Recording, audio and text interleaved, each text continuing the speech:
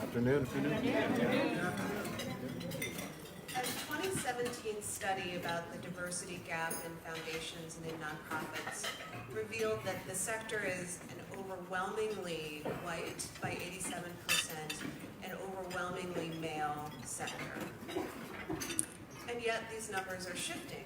There was recently an article about Chicago foundations that showed that nearly 20 women of color are now in positions where they are leading Chicago foundations.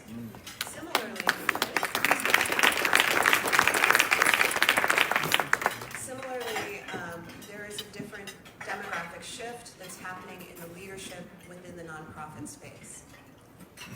But what happens when a person of color steps into that leadership role? I was so grateful to sit in the last session around race, equity, culture, and some of the questions that started to arise, some of the conversation that started to happen, we're going to pick up on and we're going to go deeper with so that we can spend, not deeper than that panel, but we're just going to spend more time talking about what that looks like. Racial equity is the term du jour. You will find this term being written into mission statements. There are roles now in companies, and we actually have Chris who will speak to this, roles assigned to people to be chief equity officers on behalf of a nonprofit, on behalf of a company, on behalf of a city like we have here in Chicago. I'm sure there's an equitable latte that will be reviewed.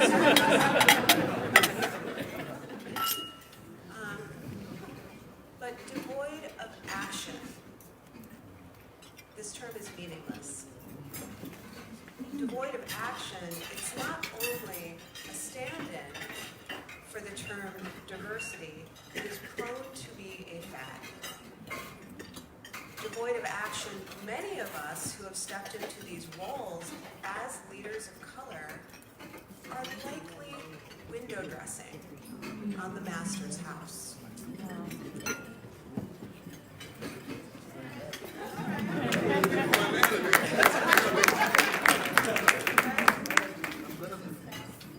In the last panel, there was a statement someone said of a colleague who had said, I feel like I'm a black man that runs a racist organization. So I think we have to be really clear that being a leader of color without a full understanding around racial equity and an action plan that accompanies it is there to really only give the impression of equity. And that many of us are being called to perform racial equity. Devoid of action, if systems don't change, if power and resources don't shift, then those of us that are in positions of power are not just maintaining the status quo, but by maintaining the status quo, we are complicit in upholding the systems that were designed to oppress us. So what do you do when you get that seat at the table? Are you window dressing? Or are you an architect of new power redistribution systems, of new narratives, of new ways of operating? I am Angelique Power. I am the president of the Field Foundation. I am damn lucky to be on this panel with these visionaries and rock stars. And today we are going to have some real talk in lieu of platitudes because your time is too precious. We want to share a bit about what all of these folks are up to, and then we want to interact and go deeper collectively. And I just want to pause and say thank you to Kay, and thank you to Andrew from Equity in the Center. You really helped prepare us with this day, and really just for the work you do year-round. We'll talk today.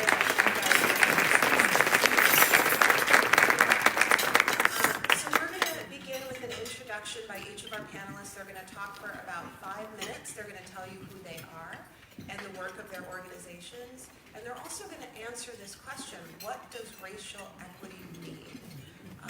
What does it look like in their organization? What is their role in moving it forward?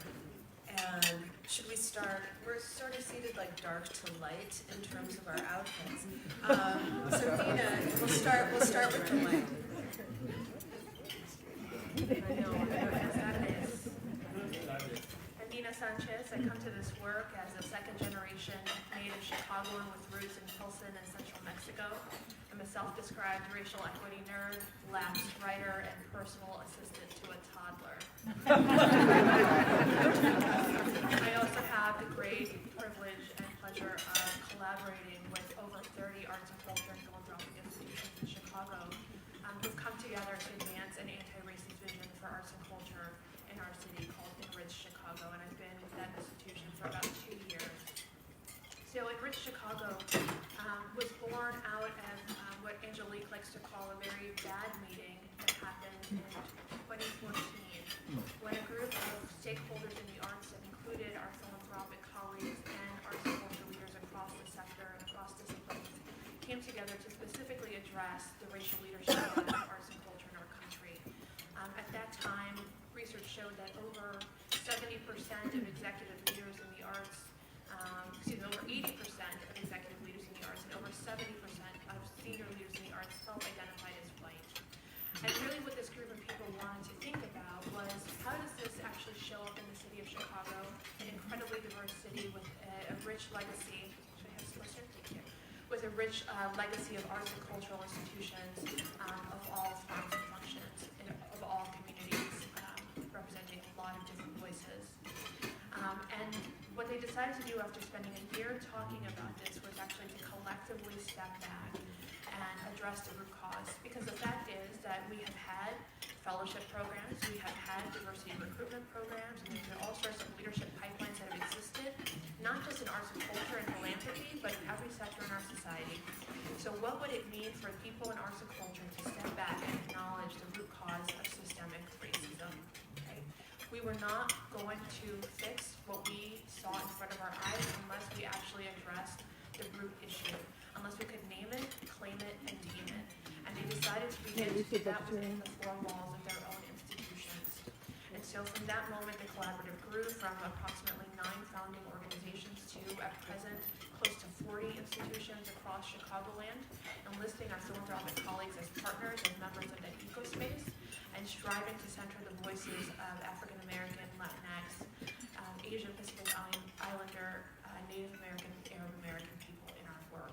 And to center their voices, I mean center their voices and take their lead and not expect them to do the work for us. So that work started with entering into a shared analysis and then committing to carrying that work forward in their own institutions to think about what individual transformations, organizational changes, and sectoral impact we could have if we came together with a unified voice, saying the same words and meaning the same things. And so that is who Enrich Chicago is. And for me, when I think about racial equity, I think about a way of being that is centering the voices of people of color, that ultimately begins at the individual level of consciousness, that individual transformation, and is applied in a transformative way at structural and institutional levels, and that culminates in a system-wide change or impact. So it's a race-specific, but not a race-exclusive analysis, because we are not one-dimensional human beings.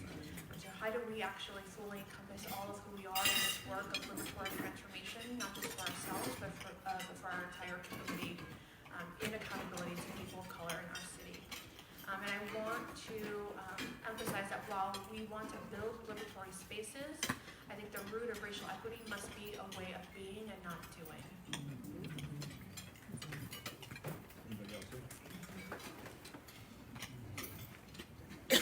Good afternoon. My name is Nikita Parr, and I lead an organization called Chicago United for Equity, or CUE for short. The story of CUE is actually really rooted in, and for most co-founders this is true, right? The story of what I was most frustrated with in the world. So I came to this work after spending 5 years in the grassroots level, doing work as a teacher and working at the public defender's office, trying to find ways to address the failures of the systems. And then I said, wow, there's a lot going on that I have no way to impact as a teacher. There's no way to impact no matter how long I spend at the public defender's office. And started to work in public policy. And I worked for 4 different elected officials, and in every single role I had, I wasn't able to ever meet the vision that I had for the ways in which the people I knew from my past jobs, they could identify the challenges and the system failures. Those things were never able to be fully realized in the policymaking processes, the systems and structures in which I was trying to operate. So when Angelique talks about being window dressing, I felt very much like that window dressing, especially when working for white elected leaders, walking into rooms that were all white, and then being the person that had to somehow shift in a 30-minute dialogue or an hour-long meeting the entire framework of how we were thinking about the purpose of our work. Yeah, we felt that, right? So this came to a head for me as I'm still trying to figure out how to make a square peg fit into a round hole, whatever the analogy is you want to use. But in my own neighborhood, I was serving on the local school council for a school that was then deemed to be up for closure by Chicago Public Schools, despite the fact that it was well enrolled, despite the fact that the students were learning at really high levels. But there was a systems pressure. There's gentrification happening in the neighborhood, and people were being pushed out, and the school building was beautiful, and should the will of the neighboring population have been realized, would have been turned into a high school instead of the elementary school serving majority Black, majority low-income population. And so here I was working within government, seeing documents come down, budget documents, letting me know what was coming down the pike, and I didn't do anything different. And I realized that it didn't matter what position I held, what title I had, what positional authority I exercised, this system was going to continue to operate the way it was built to. So I left my job and started working as an organizer and ended up launching Q as part of the reflection in that moment to say, this is not one neighborhood struggle, this is all of our struggles.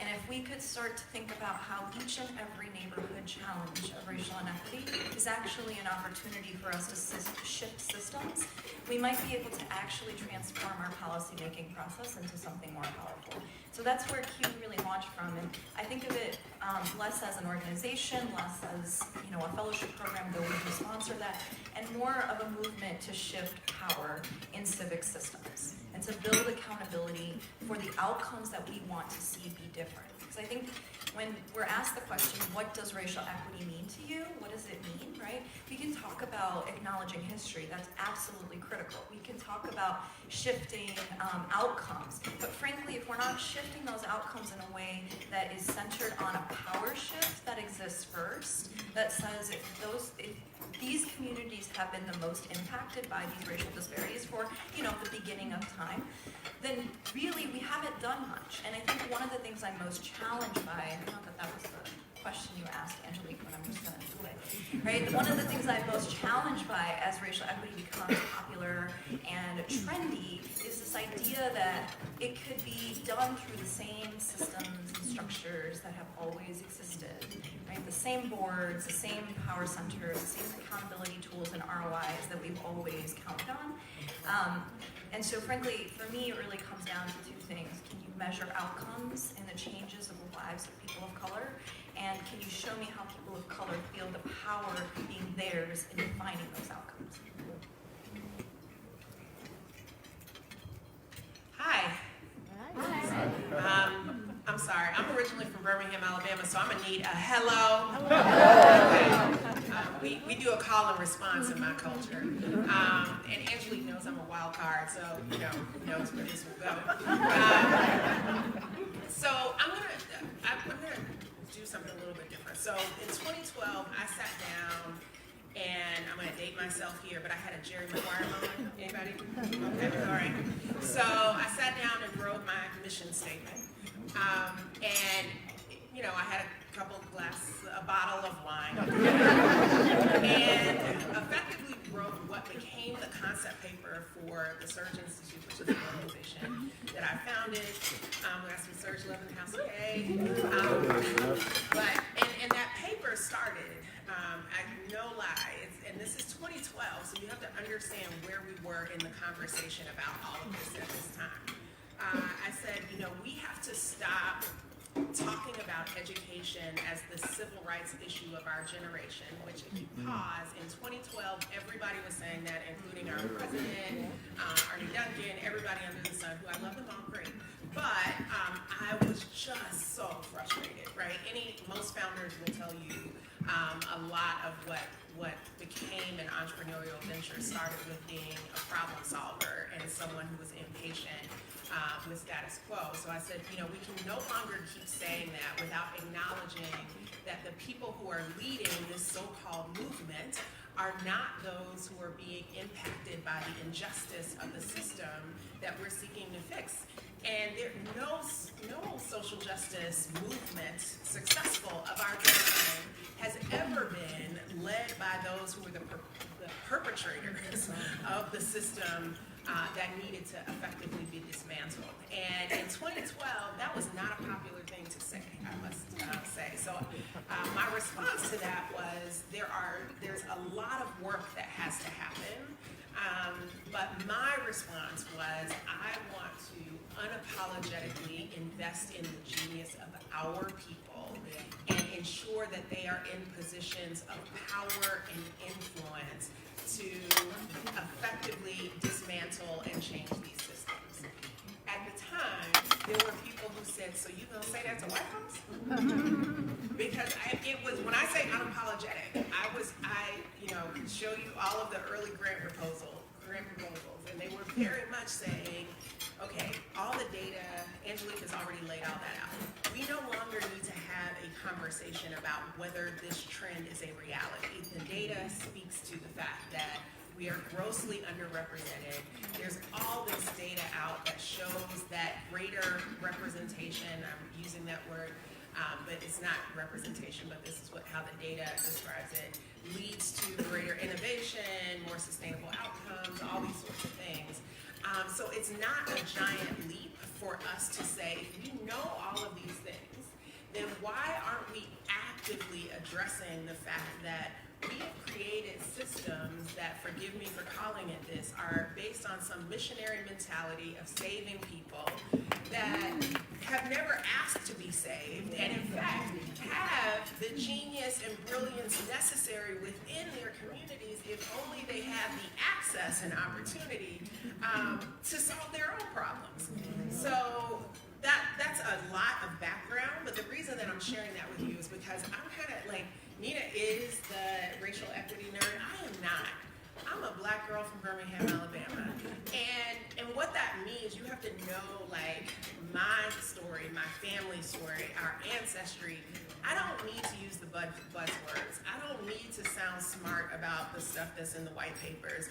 I need to see the brilliance and genius of my people. I need to be a mirror for them so that they see it in themselves and they activate it to change the places that they are in. I often say, and anybody who has done Surge, been connected to Surge, will tell you, I say this time and time again, that the point is not to be in systems to learn how to navigate them for your own power grab and your own positional power. The point is to learn how to navigate systems without being corrupted by them so that you can change them, dismantle them, or start your own system. But you need the tools to do that.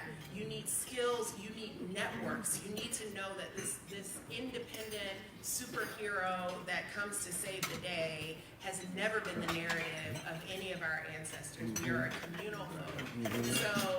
So our work at Surge, which started here in Chicago and is now in Chicago, Oakland, Kansas City, and soon to be in 2 new cities, which we'll announce very soon, is just that. We effectively invest in leaders of color who are working in youth-serving organizations across the ecosystem, because our babies are not just impacted in schools, they are impacted in nonprofit organizations, youth development organizations. Their lives are impacted in policy shops, in your philanthropic areas. So we effectively are looking to build not a pipeline. We are not grooming talent. We are acknowledging and recognizing the genius that already exists, providing the space for them to elevate that and connect them so that we can really impact these systems. So for me, that's what racial equity means and looks like. You're a Surge alum on the panel. Can you raise your hand? Oh my God. In the audience.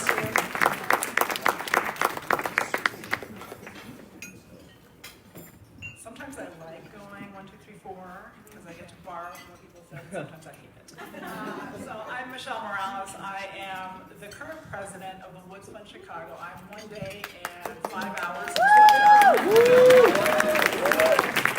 So that's all to say that actually the lens I'm going to be speaking to you all from is actually my role as a nonprofit leader. So previous to Woods, I was the CEO of MCFA Challenge, which is a local organization that really forces to people's points the issue of involving youth in civics and their input in policy making.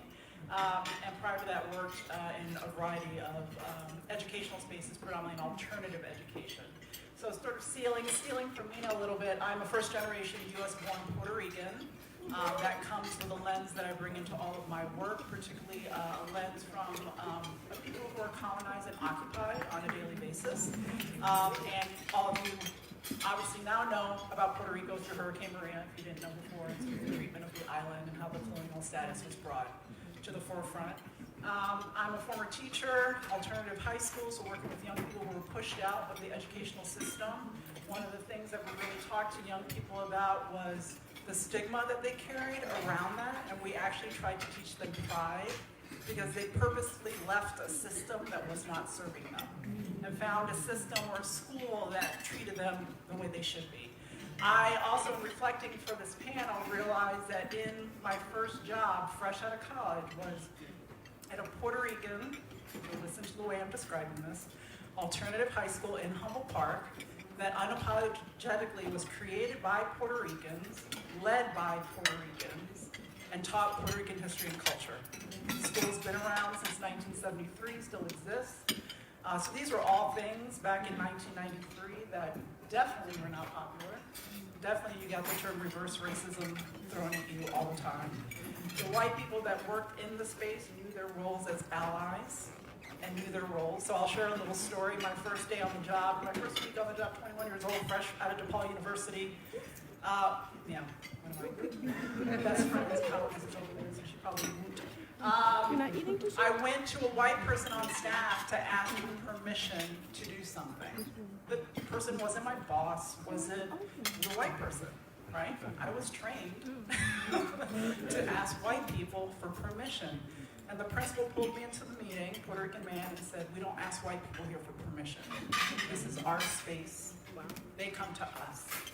So at 21, if you can imagine my own political consciousness and my development, that's what I was introduced to. So fast forward 6 years later, I decide to leave. I go into a nonprofit. So my 23-year career has all been in youth development and education. Walk into a predominantly white nonprofit led by a white male. So you can imagine the culture shock. You can imagine all the things that was said around systems of oppression that exist within those nonprofit spaces, window dressing, you name it. I think and similarly to Carmita, I struggle with the whole thing around racial equity. In fact, when I interviewed for the position at Woods, they kept asking me what my definition of racial equity, and I was like, I'm Puerto Rican, like, this, what we do, our grant making, like, so it has become this topic that is becoming like pumpkin spice lattes that is becoming harder and harder to define and talk about.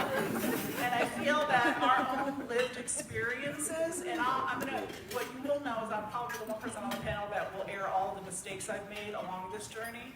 But right within our own lived experiences of people of color, as marginalized, as colonized people, we carry racial equity into the spaces that we walk into. We carry our communities into the spaces that we walk into. So in a lot of my work, in a lot of my leadership, it has been about how can I honor people who look like me, people from marginalized communities, how can we create spaces that are different?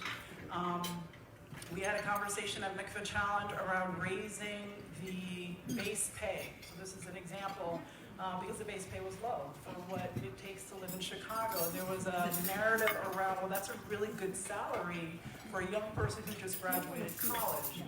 And the pushback that I was able to give was, that's a really great salary for a middle-class person who's still getting support from their parents. And when we surveyed our staff, the majority of our staff are staff of color, were supporting their families. They were paying, so 21, 22, 23 years old, we're paying the mortgage for their parents. We're paying the bills the household bills, who still lived at home not to save money, but because their salary was considered contribution to the overall household. And that is a very different experience unless you grew up in that, right? And that's, you know, in my family, as the oldest child, I was expected to contribute to the household the minute I got a job, and all through college, and in fact at 44, it's still happening.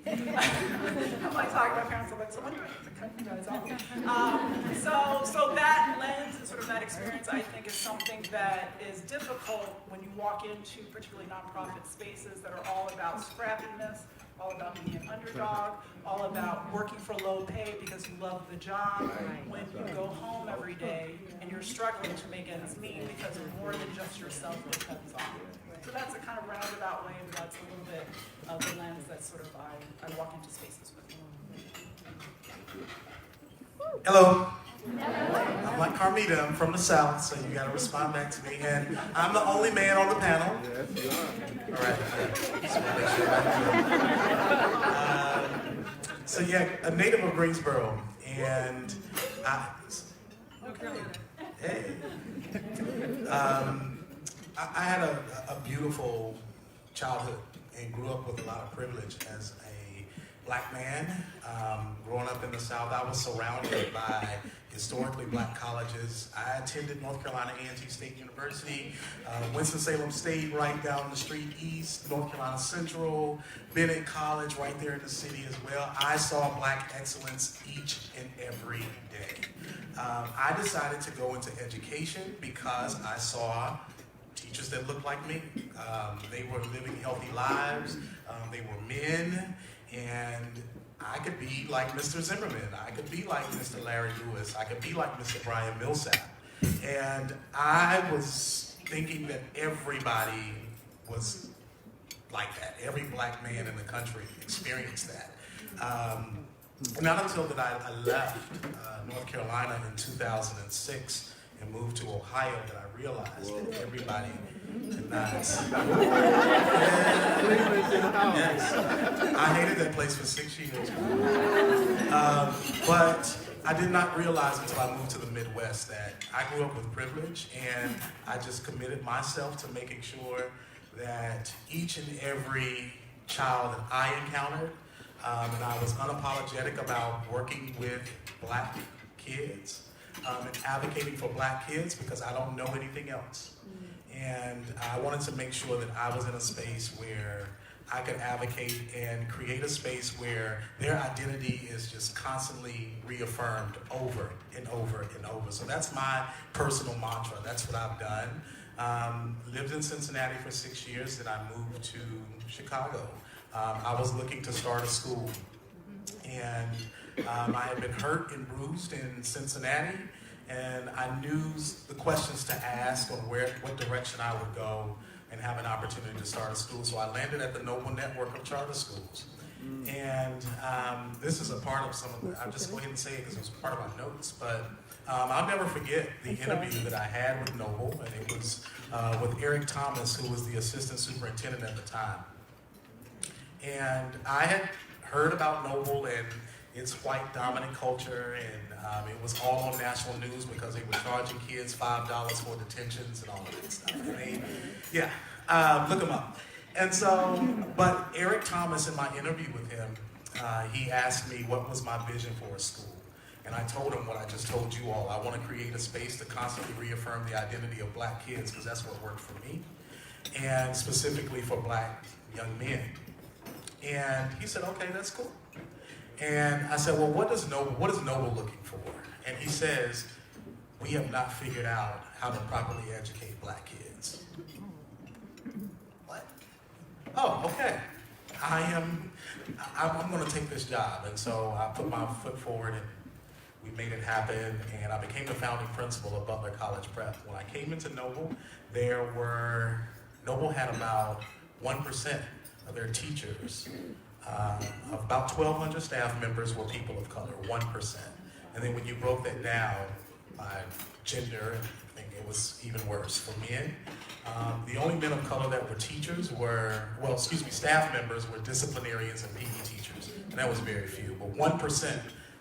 All right, I'm gonna hire all all-black staff. And I did, and no one got in the way of that. And I think there's just some lessons there for white allies in the space who are in charge and leading things, and that I was allowed to do what I needed to do, and Noble was very upfront around where their challenges were.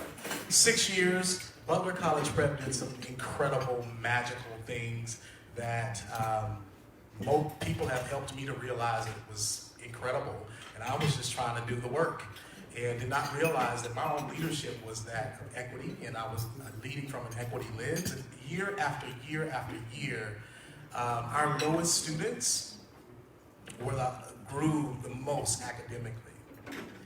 And I didn't realize that. I thought that's what you're supposed to do. You're supposed to work with your lowest of the low.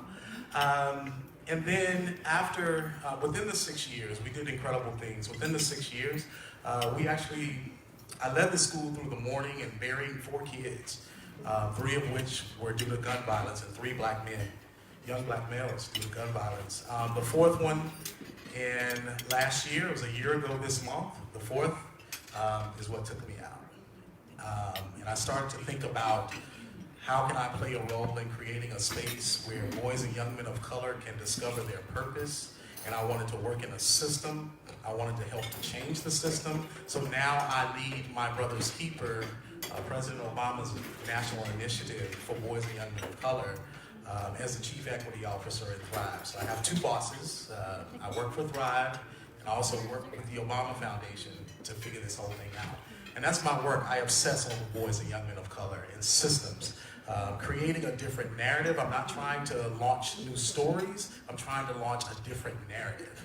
And then there's a difference there. So thankful to be here. Hi, my name is Melissa Connelly, and I am a black female CEO. I use that intentionally because there are not enough of us. I know Chris and Carmita very well. I'm lucky to know them well. But I will share that while we've landed in similar places in terms of our journeys and what we know our kids deserve, I think it started from very different origins. So unlike Chris, unlike Carmita, I grew up in a household where blackness was not valued, truly at all. So I was raised by a white mother who had an affair with a black man, and I was a product of that affair. And to this day, she will say that that man is the only man she has ever loved. But her family basically said, if you continue to speak with him, we will disown you. And then that was it. And that was my first sort of, as I learned the story of my history, I realized that there was something that could be stronger than love. That hate, in some cases, can be stronger than love. And that just didn't make sense to me. My mom spent the majority of my childhood trying to pass me as white, so as early as the age of 2, started dyeing my hair blonde, so that she could protect me from a world who didn't want me. And so my lessons about race and equity honestly were learned through dehumanization. And I share that story and I share the personal history there because so much of my view of what equity actually looks like is humanity, right? It is bringing real humanization to the work. How do we treat people as fully human? Not 3/5, 5/5. And that part is a part of this conversation that I think we lose a lot. We talk about diversity, inclusion, equity. How do we talk about bringing humanity back to our world, to our lives, to our conversations, to our schools, which matters to me more than anything? So I am the CEO of an organization called One Goal. We are a college, we got a few One Goal folks in the back, my people. We are a college access and success organization that is specifically focused on seeing the degree divide closed in our lifetime. And I start here because there's some parts of our organization that are extraordinary and some parts that are really concerningly ordinary. So the extraordinary parts of the organization that I lead are really rooted in a deep belief that we will not be successful if we just grow a large nonprofit, but that truly we need to create equity in our schools so that our kids have a real shot at pursuing their dreams. We know there is no difference between aspirations of our students. You can look at all of the research, there's no difference. Our kids, the kids that we serve, want the same thing as all of your kids. Now, what there is a difference is in the resources they get to live out those dreams. The messages they're sent on whether or not those dreams are for them. And that's what we're trying to do something about. And that way, I believe my organization is extraordinary. We are specifically working within schools, not around them. We are specifically working with a student population that most college access and success organizations don't want to support. And that makes me so, so proud. Now, the ways in which my organization is ordinary is that we were founded by an incredible white man. And that brilliant, thoughtful, humble white man built a white leadership team. 7-person leadership team for the first all white for the first 7 years of our organization's history. And when you talk to him, he is incredibly honest about his biggest failing in leading our organization was not starting the work of creating greater equity in his organization from day one, and instead waiting until 7 years to realize I designed this organization, and it is not reflective of the students that we serve. And so I've been at the organization for about 5 years, a little bit over 5 years, and have done a ton of work alongside incredible colleagues to really deconstruct systems that we've built that, of course, were well-intentioned and yet are doing real harm to people. And so we are lucky in that we have attracted incredibly diverse talent. Our organization is now 64% people of color, 70% of our executive leadership team identifies as people of color. And so we have some incredible folks around the table, but we all know representation is not enough. And I don't think equity is enough. Justice is where we need to go back. And I think bringing our students to the center of our work, truly to the center of our work, is the next frontier. So I want to highlight some of the points that have come so far about racial equity. And echoing, Melissa, what you've said, it is not representation. It is not diversity. It is a historical acknowledgement of inequity. It is understanding that racism is the default operating system. And so if you're not focused on that consistently, vigilantly, not just in how it manifests in policies and practices, but in each of us, especially within folks of color who are often put into these positions as gatekeepers to maintain the systems of inequity. If we are not constantly working on undoing internalization of the default operating system, then we are not doing our work. Racial equity is about shifting power, and resources and accountability has come up a few times. So let's start with accountability. Nina, you talked about accountability to folks of color. On one of our planning calls, Nikita, you've also talked about accountability as one of the things that's most misunderstood around this work, especially in philanthropy, where the funders are the ones to say, hold me accountable like this, right? Yeah. So can you all talk to us a little bit about what accountability does look like and doesn't look like? We're trying to decide which one of us goes first here. Fine, I'll take it. So when I think about accountability, there's sort of this common language that's used, transparency and accountability, as if those things are interchangeable, and they're not. Right? I need to be able to access documents about how you run your work, but I also really need to be able to understand who's in power. And when I say who's in power, I think folks oftentimes have this belief that what we're saying when we say shifting power to those who are most impacted by racial disparities, that means, oh, okay, so they do the work. This is what Nina brought up earlier, right? And it's actually that we work in service of. And that seems like a really difficult concept and you know, intangible and sort of abstract, except all of you understand how boards work, right? Right? Do they do all the work at your organization? No. You do the work in accountability to them. They track your deliverables, they see how things are going, and functionally you operate knowing that those pieces that you're looking at every year, every quarter, every month, however often your board meetings are, those are the pieces that are leading and guiding the ways that you function. So what would it look like to actually say, people who are most impacted by the disparities that we are seeking to close are in charge of setting the framework of what we track, that they are responsible to set that vision for us, but we are responsible to deliver on that in service.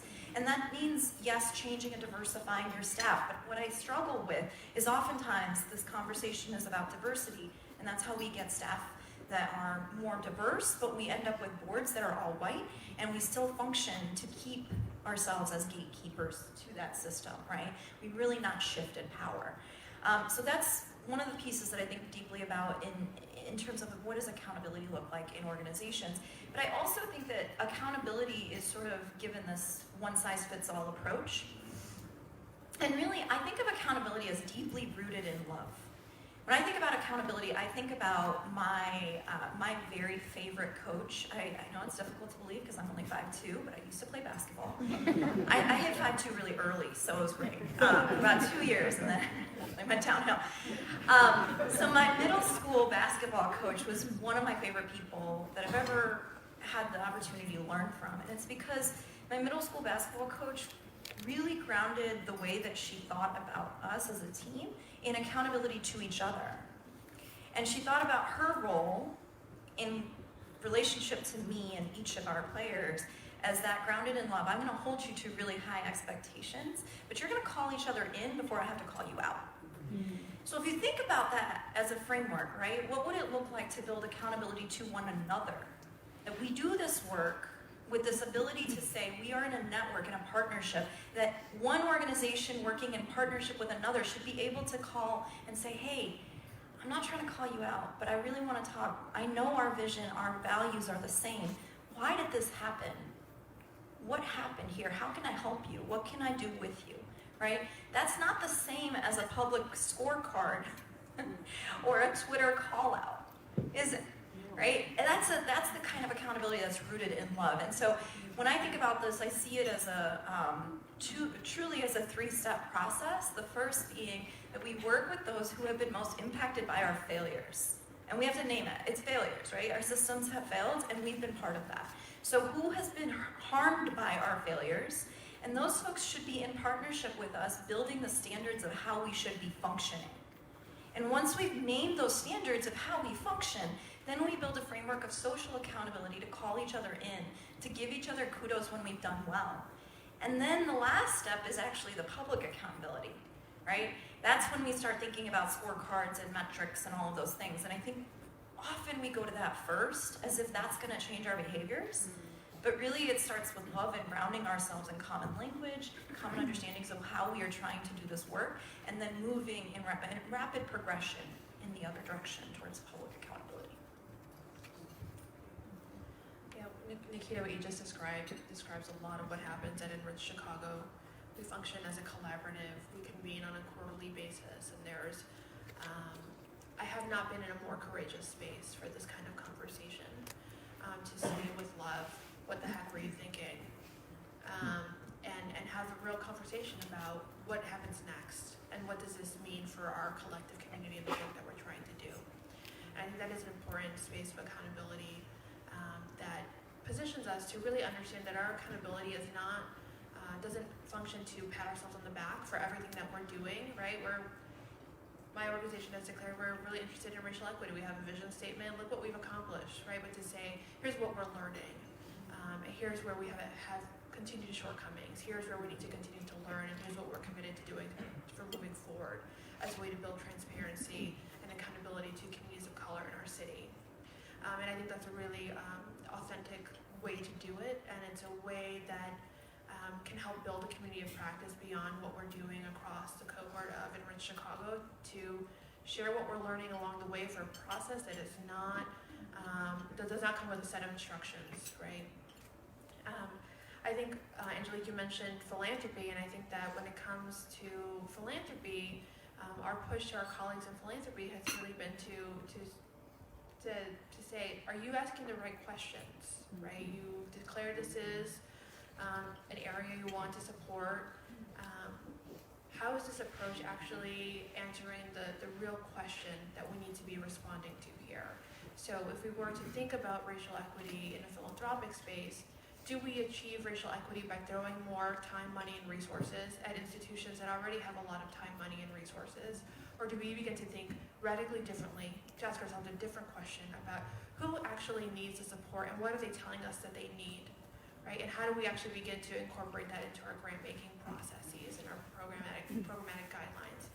And I'm happy to say that many of our foundation partners have made changes that start to ask those questions and that start to be responsive to those questions in ways that we think will have a real impact and benefit to what we call ALANA, African, Latinx, Arab, Asian, Native, and Arab American. I'm getting the acronym wrong now, but it's an acronym that will have a real benefit to those arts and cultural institutions in our city. Again, with the expectation that we are listening, but we're not expecting that they do the work for us. So we understand that ultimately the responsibility lies within our institutions. Doing this work is different when you're doing it in a space that is might have a white founder or is a predominantly white space versus being a founder and creating a different type of space.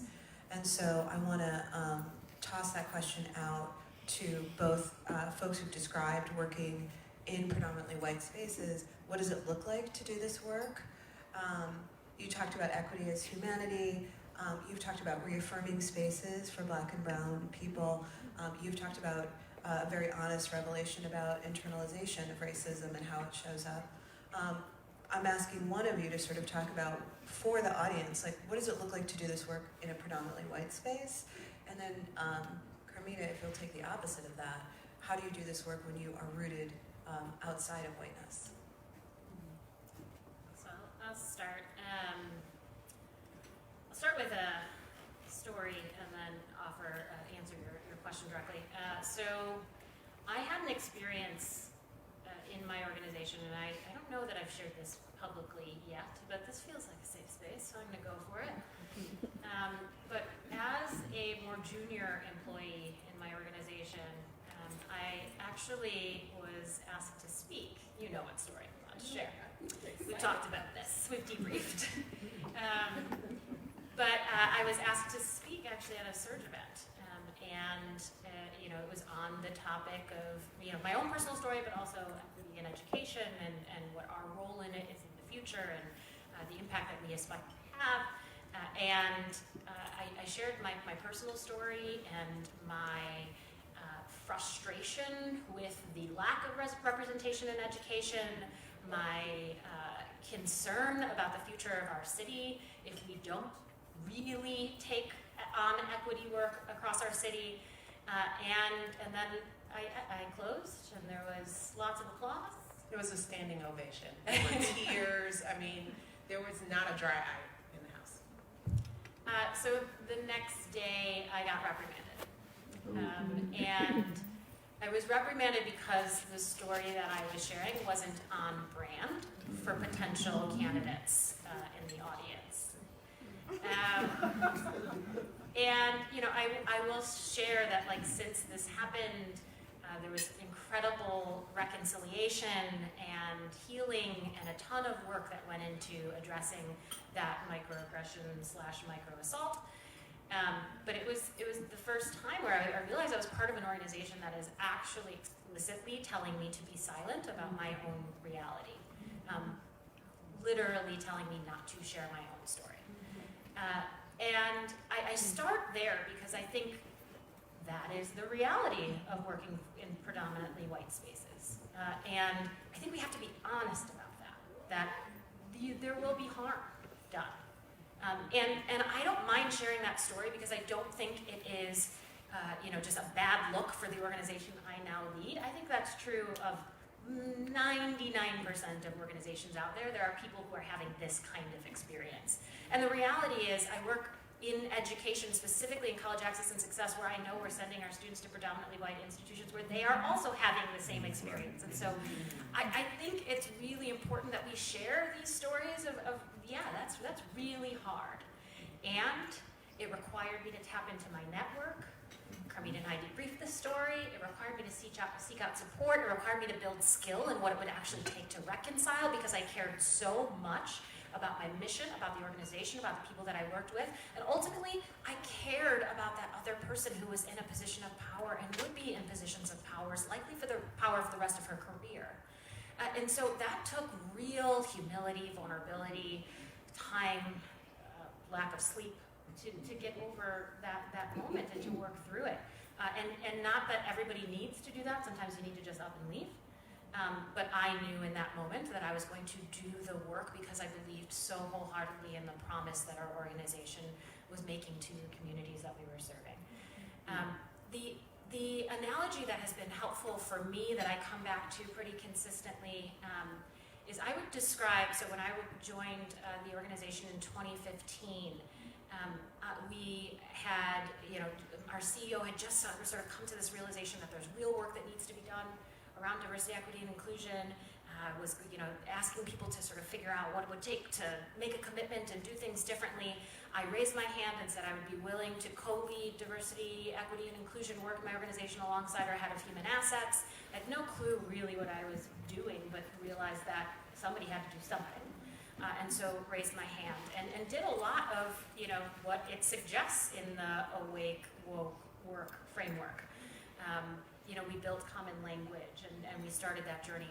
But the analogy I've come back to is, if we can all agree that the system is broken, which I'm pretty sure we can all agree, and that no one is immune to it, whether you are in an organization that was founded by a leader of color focused on equity or not, we still live in a society, right, and are still receiving messages about our worthiness or lack thereof every single day that none of us are immune to. We still are operating a broken system. So if that broken system, you just imagine for a moment, is a dilapidated apartment. So it's maybe run down and broken, but we're all in it. But the lights are off. And some of us are walking around with flashlights, right? We can see this is broken, right? We need to fix something over here. The way we're treating people over here isn't okay. And there's always a couple people within those organizations who can see the brokenness, who can see the ways in which we are not serving each other. And then you start to do equity work in predominantly white spaces, and slowly people start to get more flashlights. And they're like, yeah, you're right, the way we're treating people here, I see it now. This is inequitable. This is inequitable. And so you have to really empower people to start to see the spaces and the ways in which they are not serving your community. And hopefully you get to a place where you have turned the lights on, right? And you can actually begin to fix the brokenness together.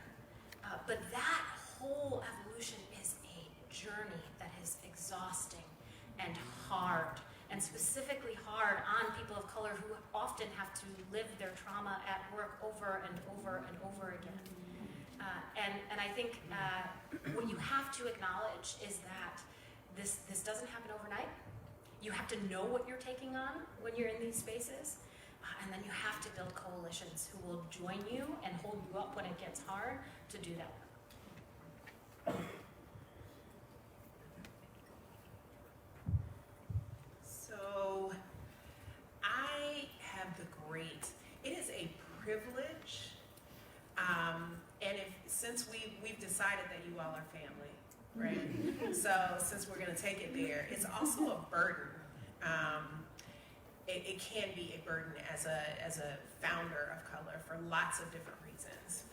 I'll speak to the privilege side. Before I say that, let me say, we, regardless of the types of organizations in which we sit have to do our own work.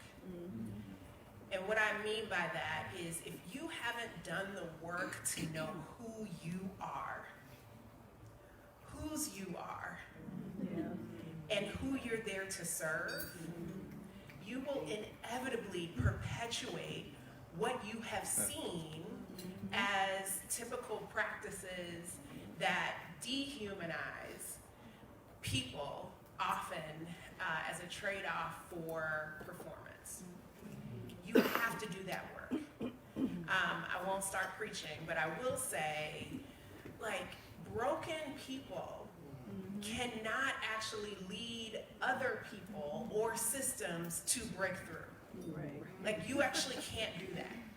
You cannot lead the systems that you are charged with to their breakthrough from your brokenness. And we have to be honest about that. And I'm speaking to us collectively. I'm not just speaking to folks of color. I'm speaking to all of us. Like, that is real work. And I share that because I am very clear, and I've been very honest and vulnerable in lots of circles about the fact that I've been able to build an organization that I'm so proud of, but it's because it took me so much work, and frankly getting broken down to a place where I rebuilt and am now modeling the future that I envision. And I'm doing so unafraid. What does that look like? I'll give you some very specific examples. I get asked to speak to a lot of entrepreneurs, particularly women, female and entrepreneurs of color. And I'm always the person who's giving the advice that folks are like, you can really do that? And the answer is, if you're unafraid and unshackled, you can. Because as my mom used to always say, the worst people can say is no. Like, that's the worst answer you can get. And if you prepare yourself for that, everything else is upside. So what that looked like in founding Surge, and I'll talk external first and then I'll go internal because I'll bring it a little bit more full circle with Melissa's comments. When I founded Surge, I had been CEO of another nonprofit. I left that job without a job. I don't recommend that for anyone, especially when you grow up really poor. So when you talked about sending money home, I'm like, was I the only person sending money home at college? I thought I was. But you know, when you come with all of that baggage, this idea that you're going to start an organization, it seemed crazy and aspirational, and if my family knew just how broke I went starting Surge, they probably would have committed me. But there were ways in which I operated that I was unafraid. First example, when I started raising funds for Surge, I went in asking for exactly what it would take to build an organization grounded in excellence that paid people what they deserve and allowed us to deliver something that was excellent for folks of color. So that meant that this poor little black girl from Birmingham, Alabama, who had never founded anything, wasn't doing it under any umbrella of any other organization, was going into Gates and Walton and Bloomberg and all these places and saying, I need $1 million to start this. I saw some wows in the audience. The fact that we still think that that's a wow, when there are people who will scribble some shit on a napkin and say, give me $5 million and get it, it's why I started this of like, we have to undo a whole bunch of work. And if I hadn't actually committed to doing that work, I wouldn't have had the confidence to walk in and say, no, really, this is what it will take. If you can't give me that, then I can't do the work. What I'm not going to do is say I'll do it for $250,000 and stitch some stuff together with tape and string, and then you tell me that I'm not meeting the metrics required and all, like, no, we're not gonna play that game. That seems like it's one example, but it is grounded in a level of belief that is so important as we think about what it looks like to create create something new. Melissa, maybe, I don't know, 6 or 7 months ago, asked me to have a conversation with her leadership team. We haven't talked about this. It's okay that I'm saying this, right? I'm starting now.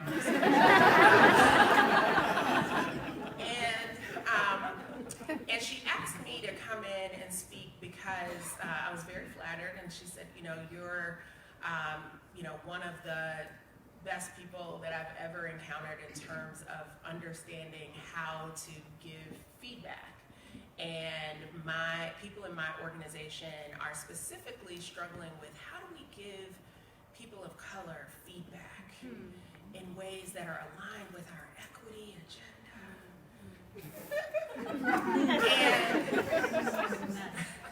It was a mess. But I realized in that conversation, in that hour and a half, that I was intended to be a part of that conversation, not just for them, but also for me. Because it illuminated things for me that I have taken for granted in building an organization just because of who I am and whose I am, that other people see as spectacular. And it is rooted in just seeing people as people. So there were very specific examples, and I started this conversation with saying, okay, the fact that we're having a conversation about how I deliver feedback to someone of color tells me that we are already starting in a different place.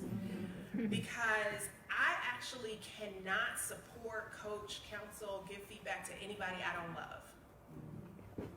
So feedback, I often say that feedback is love. That is not a platitude. It means if I don't care about you and I don't see your success as inextricably linked to my own, I then cannot counsel, provide support, feedback from a place that really is aligned to your genius and your strengths and not your deficits and what you're not. Now, that doesn't mean you don't see any deficits or you don't see opportunity areas, but when you are grounded in that, then you're not delivering feedback from a place of love. The reason I'm using that example is that brought up so many things for me that I had taken for granted about how we had gone about establishing our organization, the team that was built, the appreciation for the fact that we didn't all have to bring the same things. And I often say, hire people who are better than you at some stuff, give them what they need, put guardrails up, and then get the hell out of the way and let them do what they can do. That doesn't mean that there aren't times where you need to make changes in organizations. We've talked about this, and so if I had to summarize, I'd say, I just double click on the humanity and just seeing, I recognize that when you operate from a place of love for people, knowing what the work is and why you're there to do it, you just move through the work differently. When you operate from a place, and this is specifically for folks of color, we have to recognize that authenticity and excellence are not mutually exclusive. Get that out of your head. That is some internalized racist bullshit that keeps being perpetuated, and so we keep actually subtly delivering the message that excellence is aligned with white supremacy. Just to be clear, I am very clear about the realities of white supremacy culture. We've all read all the dismantling racism stuff, it is real. But there's a difference between excellence and perfection. And where I'm from, nobody else gets to own excellence. That runs through my veins. That courses through my ancestors. It's in my DNA. Now, there are ways in which we hold ourselves and have conflated excellence and excellence and perfectionism that make our organizations, even when they are run by, founded by folks of color, places that perpetuate some of those same systems and processes. But we have to recognize that some of that we are just going to do subconsciously because it's in the air that we breathe. But if we create space that allows us to be held accountable And I'm not talking about external accountability. I'm talking about creating accountability within your organizations where people can call each other in when you are starting to, seep into perpetuating some of the systemic issues that exist. You then can be honest about ways in which you need to shift. And I'll close by saying a great example of that within our organization that was brought up actually based on some instances out in our Oakland work was that I had created an organization that was really grounded, a heteronormative, cisgendered organization using all kind of gendered language and all sort of other things, and that was rooted in, I hadn't done that work. So we could have very well said, okay, let's go change our pronouns on our signatures and just leave it at that. I was blessed to have a team that said this is something that we need to dive into and say if we're going to be an organization that says that we are inclusive, that says that we see the brilliance and genius of all folks and is equitable, that can't just be about one identity. So there was no way that I could lead that work. I hadn't done the work myself. So being open to recognizing that that was a place, even as an organization led by folks of color, we hadn't done our work. So as a leader, I had to say, okay, someone else needs to help me and us get better on this so that we're not doing the superficial changing of the pronouns without understanding the reality of the work underneath that. So hopefully in that, what I'm sharing is that this work is continuous. If you don't do some of it before you're in the seat, then you are window dressing because you're perpetuating what you've seen work for others or not work for others. And then you've got to be open to the fact that we're all going to fall short. We all make mistakes. We have to give ourselves grace. We have to give those that we are charged with supporting and elevating that same grace. And we have to continue to lean into knowing whose we are and who we're there to serve. That's the only way that we start to model the vision of the future that we want to see. I want to call you all into the conversation too. There's a mic over there. I see if anyone has something that you want to add, ask. In the meantime, I want to popcorn really fast with the panel. I want to ask just for one person to answer one part and the other person to answer another part. What do funders who are talking about racial equity or funding in this space, what do they do well and what do they do wrong? I'll speak to that. I'm learning the development world and the fundraising world, and one thing that a funder does wrong, when we say safe space, we really do mean a safe space. When we say safe space, we really do mean a safe space. There are moments, I've had experiences where people, in a very short time of being in this role, where a funder specifically was in a safe space of Black and brown leaders, and they took a conversation amongst Black and brown leaders who were talking about funding, and they took that conversation outside of the safe space, all the way back to Chicago, where I had a conversation with my superior. So just understand that's where funders can sometimes go wrong. And when we say safe space, we really do need a safe space. I think where funders can be incredible partners in this work is if and when, I'm hopeful, right? They recognize that 3% of their portfolio is never going to be enough to shift systems. And so that means if your ROI is really strong because that program has existed for 30 years and you're not advocating for us to have higher taxes and those programs to be then adopted by government because taxpayers aren't taking a risk anymore, right? Then you're actually not doing your work. You talk to us about advocacy, we can advocate all day long, but the positions that you have to advocate from are very different seats of power. And to be able to see the portfolio we've been generating for the last 25 years, it's consistent. These folks should not be worrying about where their funding comes from every year, but they should be having that funding come from government, from all of us, not through charity, not through discretion, not through empathy that we have to pull on, right? That would be justice.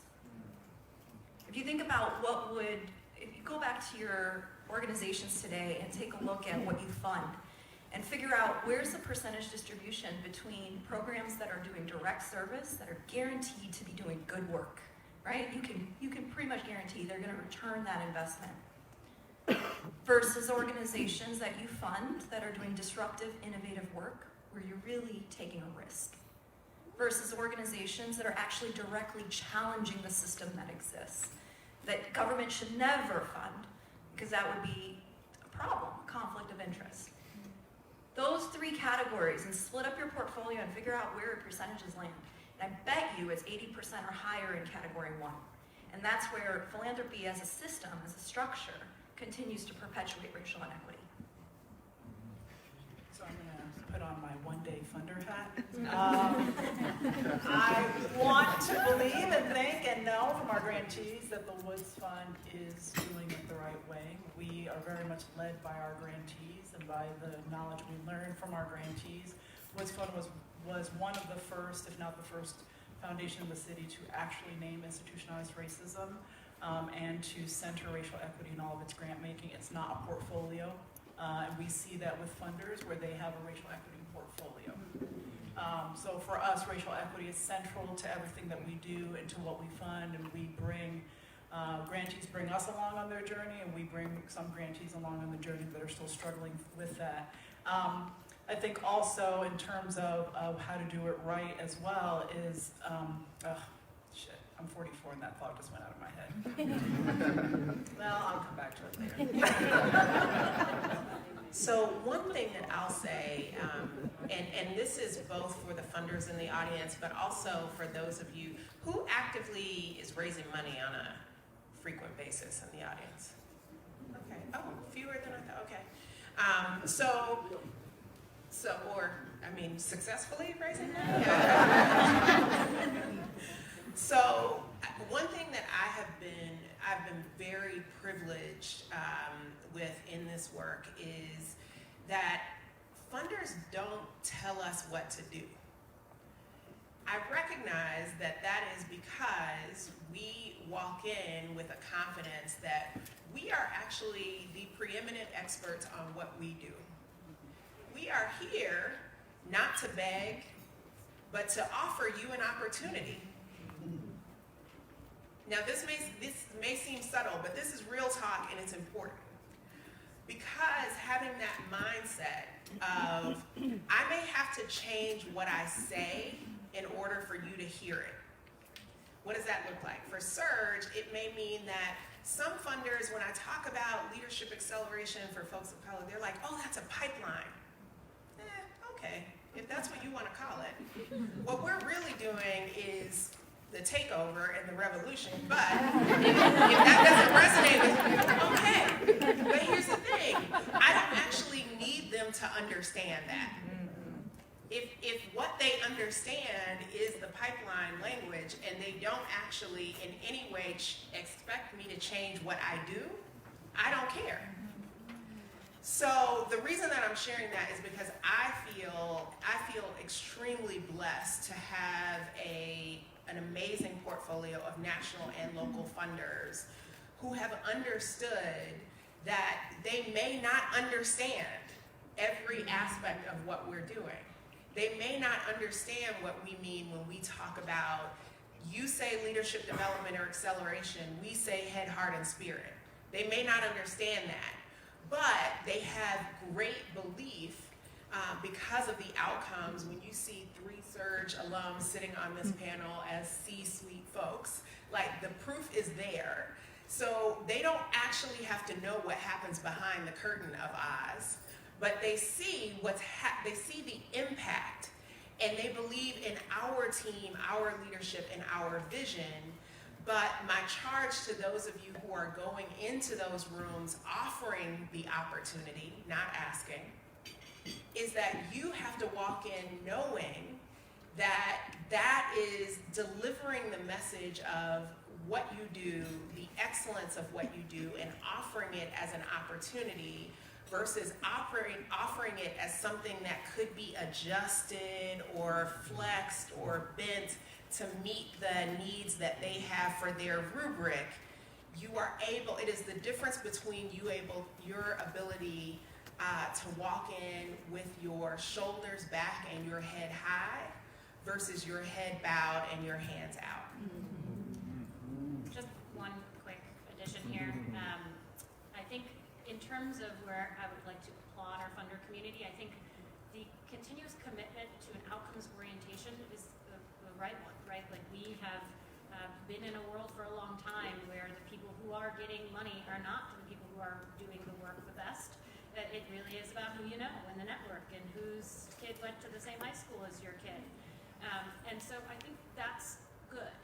The shadow side of that I would encourage our funder community to do better is to be as critical, as curious about your lowest performing organizations as you are about your highest. And I say that because there are a lot of organizations out there who are excited to put 90% of our kids, yada yada, 100% of our kids. But when you start to really be curious, who are they serving? Who are they excluding? And there's a more nuanced equity conversation we have to have there. I often say when we serve a very specific population of students across the city, and when funders come to us and say, well, why aren't 100% of your kids doing X, Y, or Z? I say the same thing. I could get 100% tomorrow. It means picking different students. And we refuse to do that. We refuse to do them.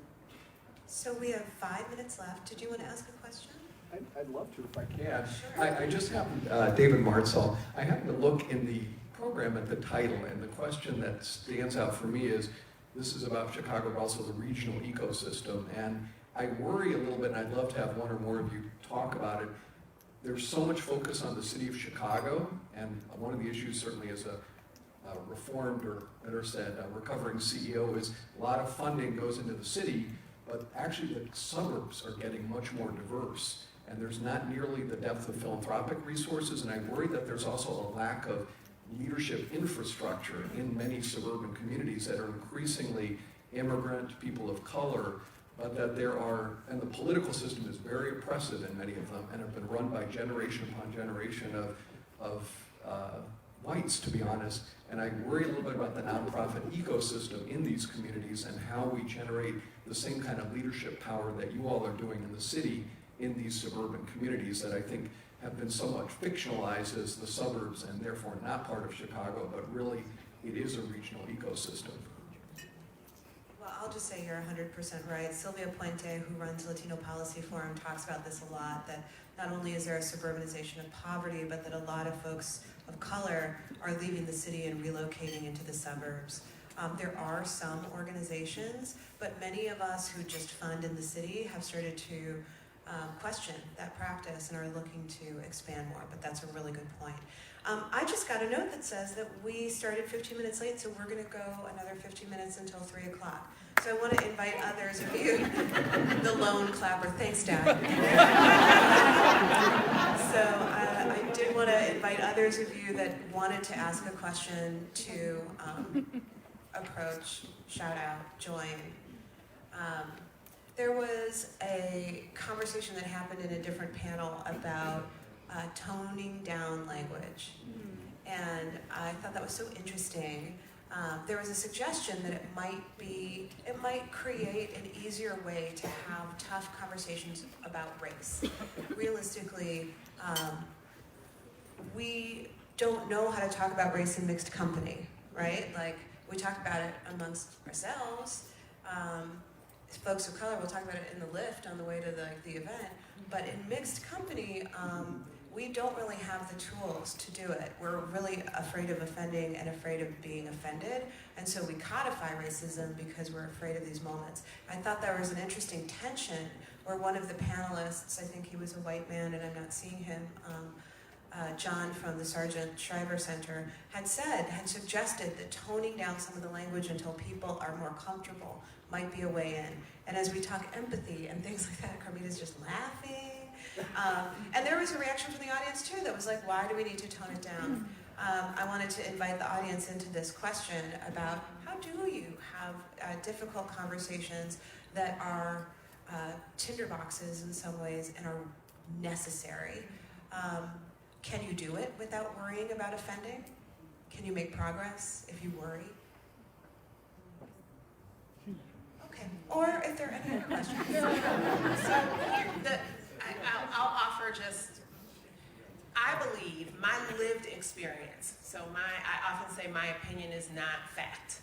My lived experience is that people are attracted to authenticity and truth even if it makes them uncomfortable. That is my experience.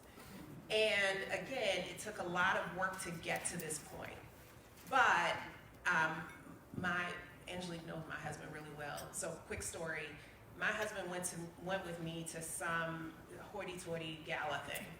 And we were dating at the time, and after the gala, he pulled me to the side and he said, you know, you're amazing. And I thought, of course, yes. But tell me why specifically. And he said, you have a fascinating ability to scare the hell out of white people, and they are enamored by you at the same time. How do you do it? And my response was, I am the same me all the time. Now, what does that mean? That means there are certain rooms I am very clear I will never be invited into. And I'm okay with that. There are certain funders I am clear I will likely never get funding from. And I am okay with that. Maybe 10 years ago, when I was CEO of another organization, spent time trying to figure out what mask I needed to put on for the room. I'm too old for that. I don't have the patience for it. Now that doesn't mean I don't adjust my language or whatever, but that's a different thing than trying to, I think, prioritize the comfort of others over the comfort of self. So it is a journey, and I will not say that it doesn't get hard sometimes and I don't feel compelled to say like, oh, should I, you know.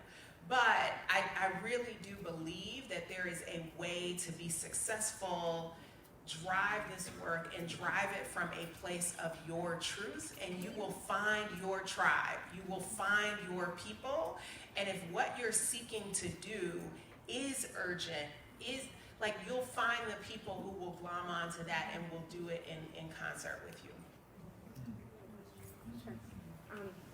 Thank you. Jen Bokoff with Candid. I heard on the panel twice about love. It was in the context of accountability and in the context of feedback. And I've also been hearing it a lot in the field. I've heard it as a stated organizational value. I've heard it as a new approach to funding.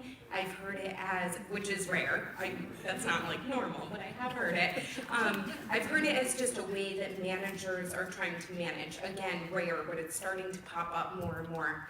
And I'm wondering from anyone on the panel, how can we start legitimizing love? How can we talk about it in a way that goes beyond something that sounds soft and make it more concrete, especially for folks that need to hear it? Because I think actually in part that almost answers the question also of how do we approach conversations with maybe difficult words or concepts to understand. I think love is a piece of the answer, but it can't be soft. That has to feel very real and powerful to folks. So how do we do that?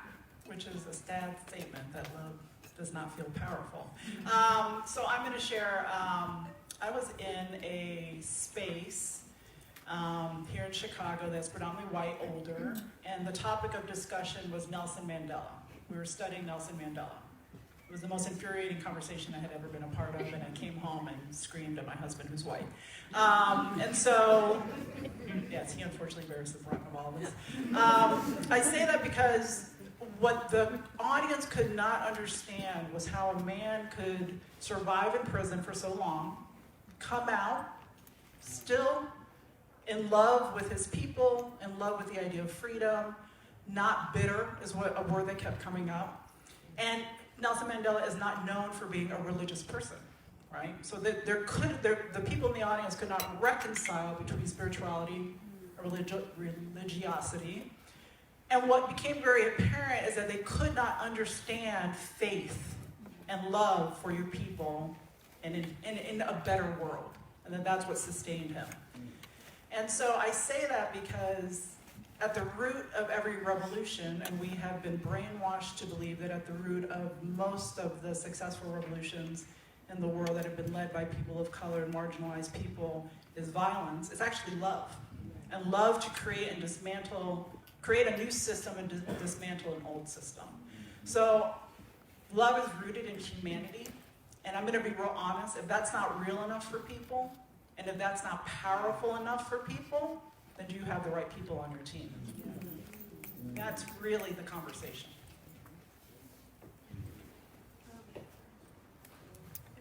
When I think about love, I actually think about it as a process of taking responsibility, right, for yourself and also for how you treat other people.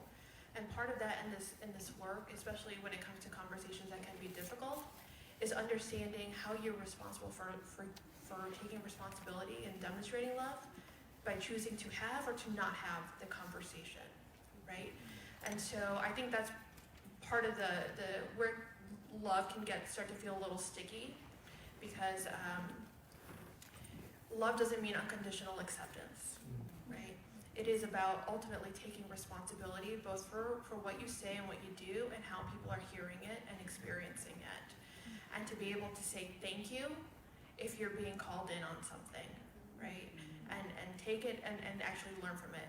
And I think it's also okay to, with love, opt out of that conversation and say, I'm not the person to have this conversation with you.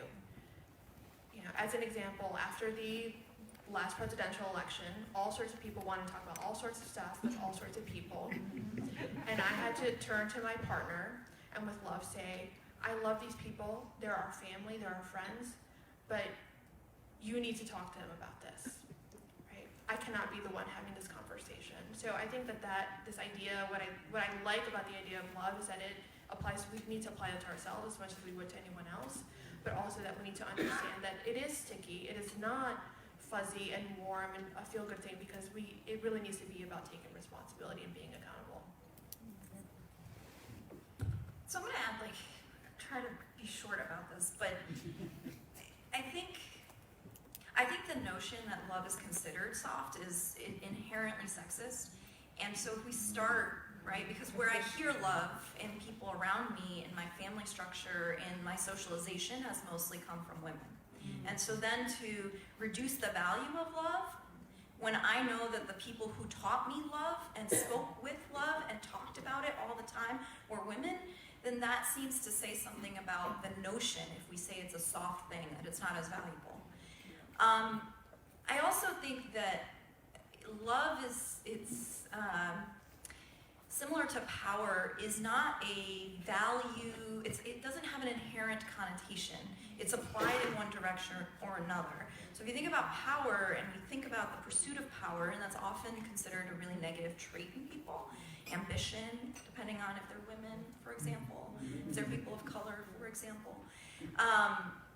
These sorts of ideas and sort of challenging, it's not love that's inherently good or not. You could love power and the pursuit of power for your own amplification, and that wouldn't be a good thing. But love for others, love for our community, love in working in service of our communities, that's a whole different thing. So I tend to think of it as, if we're not guiding ourselves, if we're not examining love and how it exists, it's doing silently things around us and we're not examining it. So they're either, you're either following a love of money, a love of self-grandeur, or you're following a love of community and of the people that we serve. And if you don't talk about it, it's doing something and you're letting it have power that it carries on and it perpetuates without our acknowledgement.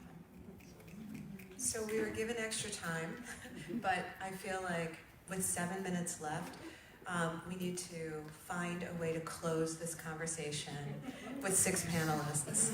And so what I would love to do, we've talked about the revolution, and so if we can close just by going down the line and having you all share out what your mantra is for yourself along your own revolution to send out into the room. We don't have to start on that side, Melissa, because you don't want to start. Chris, do you want to start? Personal mantra. Whatever, yeah, your personal mantra. Until I die. Really, until I die. I want to do this work until I die. And for me, in my sphere of influence, I think about a recent study that just came out that compared the life expectancy of black men in Chicago versus anyone else. And the life expectancy for a black man in Chicago is 60 years old, 60 years of age, compared to a white man, which is 87. Something's, I want to fight to correct that until I die. Personal mantra. Mine is bastardization, yes, of an actual poem, but my version of it that really is a mantra is that I am not fully well, I am not fully healed, I'm not fully wise, and I'm not fully woke, but I'm committed to the journey in all 4.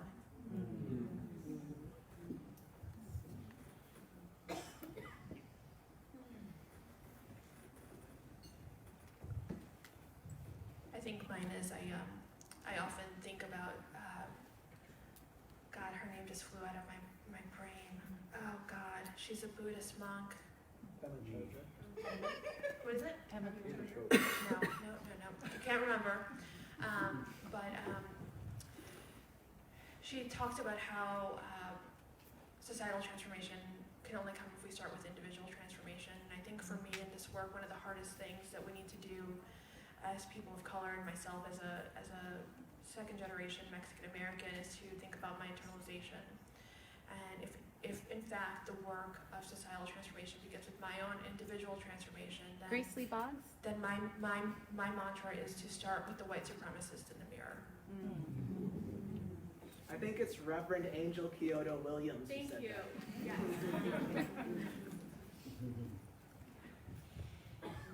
This is tricky for me because I don't, I have a lot of things that I remind myself of, and times when I'm going on to stage like this, I tell myself, you belong there, so do it.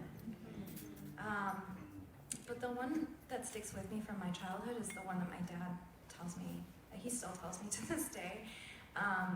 So my family is from the border of India and Pakistan, and my great-grandfather, they lived through the partition.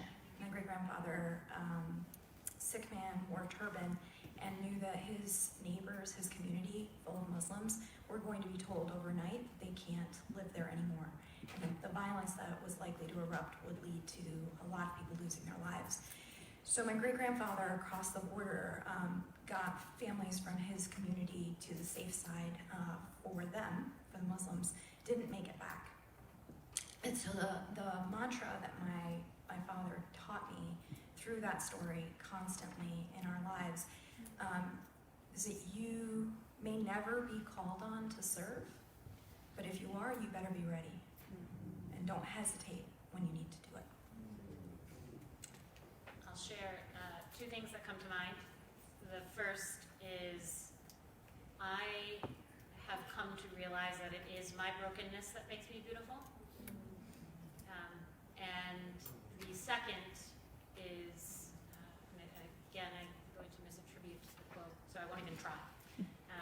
But I recognize the best use of my power is to give it away. I have 2. One is trust your gut. I I think that in this work, and predominantly leading and working in white spaces, you're taught not to trust your gut, when often your gut is pretty on point. And my second one, which sounds really hardcore, so I apologize, is kind of I'll sleep when I die. And that comes from a tension with the narrative around work-life balance. And I say that because this work doesn't end. It never ends. I get energized by the work, and yet in the space now and narrative and the colonization of work-life balance, we are shamed if we are energized by the work, and if we like to work, and if we enjoy the work, and if we work all the time. I love it, and I do it all the time. I sit in front of my laptop, in front of the TV, and I work, and my family knows it, and they accept it, and I sort of had a realization a couple of years ago that I need to stop apologizing for it. That's who I am. The work in community, in service to community, I love it. It's energizing. It's not going away. And so resting for me is more about being in that work and in service of that work rather than pulling away from the work. Thank you for joining this Chicago-sized panel.